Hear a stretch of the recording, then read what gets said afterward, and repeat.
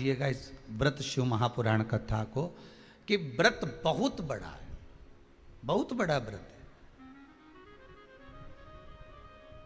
तो उसको छोटा करने का भी तो तरीका शास्त्रों में कहा गया है।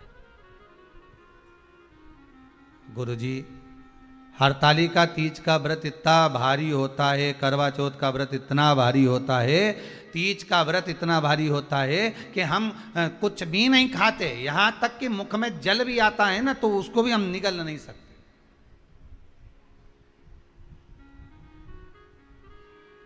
अब इतना भारी व्रत,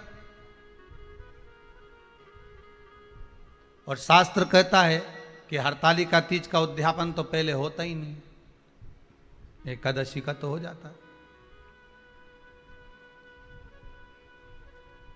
और यहां तो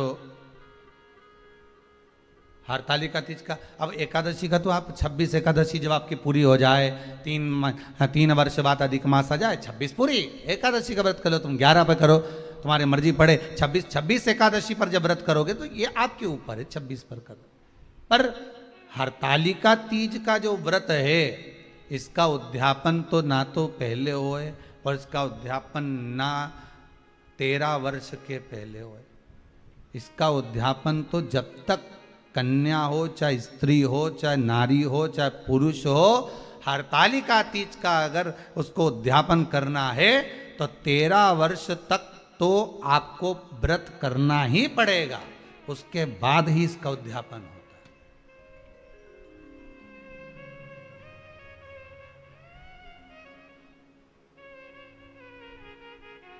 नहीं तो कहीं कहीं की माताएं तो बड़ी होशियार सोच के बैठी थी कि अब की साल उद्यापन कर, तो 13 वर्ष अगर आपके हो गए व्रत करते करते हरतालिका तीज का।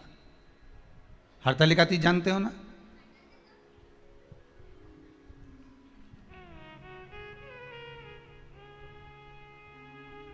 तेरह वर्ष अगर आपके हो गए भगवान की भक्ति को धारण करते करते, 13 वर्ष अगर आपके हो गए हैं भगवती स्मरण करते करते, उसके बाद में आप बड़े प्रेम से, बड़े आनंद से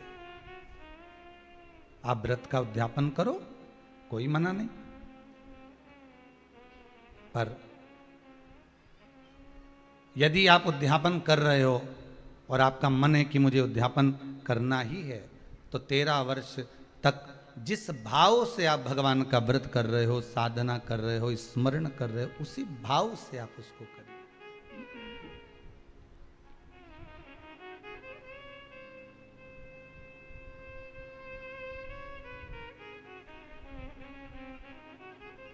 गणेश चतुर्थी के एक दिन पहले आ जाती है, सहज भाषा में समझ लो तीज को, हस्त नक्षत्र तृतीया।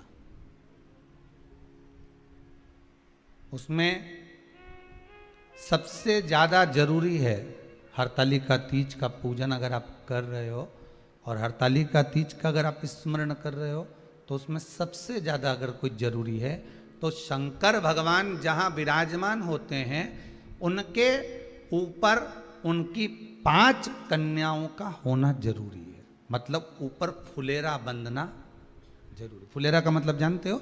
एक जैसे शंकर भगवान नीचे विराजमान है और ऊपर जो जलाधारी बनती है ना, तो जलाधारी की जगह पर शंकर भगवान की हरतालिका तीज के दिन जब नारियां पूजन करती हैं, माताएं पूजन करती हैं, कन्याएं पूजन करती हैं, तो उस पर जलाधारी की जगह फुलेरा बनता है, मतलब फूल की मालाएं उसमें लटका दी जाती है। अब कितनी माला लटकाना चाहिए? प्रयास करना चाहिए कम से कम 5 माला उसमें होना जरूरी है, और 5 से ज्यादा भी लटकाओगे चलेगा, पर 5 से कम नहीं होना चाहिए फुलेरा। 5 कौन कौन है ये? जया, विषहरा, सामरीवारी, दौतली, देव। शंकर भगवान की 5 बेटी है। इससे अधिक अगर आप लटका रहे हो तो शंकर भगवान की और भी बेटियों का व्याख्यान है, मनसा है, अशोक सुंदरी है, ये शंकर भगवान की पुत्रियां। नर्मदा जी का स्मरण आ जाता है, नर्मदा है, तो